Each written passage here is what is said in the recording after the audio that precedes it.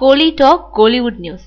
சூர்யாவோட அஞ்சான். லிங்குசாமி இயக்கத்துல சூர்யா நடிக்கும் படத்துக்கு அஞ்சான்னு டைட்டில் வச்சிருக்காங்க. சமந்தா ஹீரோயினியா நடிக்கிறாங்க. லிங்குசாமியும் முக்கிய வேஷத்துல நடிக்கிறாரு. முதல் கட்ட படப்பிடிப்புகள் மும்பைல முடிஞ்சிருக்கு.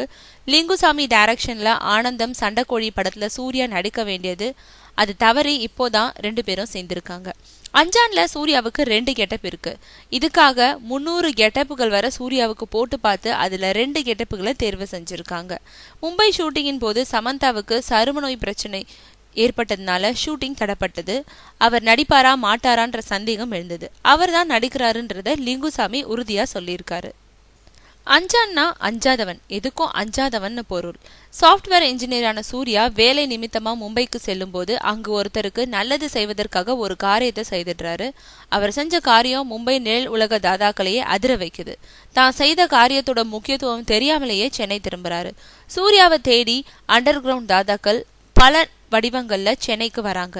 அவங்க சூர்யாவை கண்டுபிடிச்சாங்களா, சூர்யா செஞ்ச காரியம் என்னன்றதுதான் கதைன்னு இப்போதைக்கு கசிந்திருக்கு. ஆகஸ்ட் மாசம் படம் ரிலீஸ்.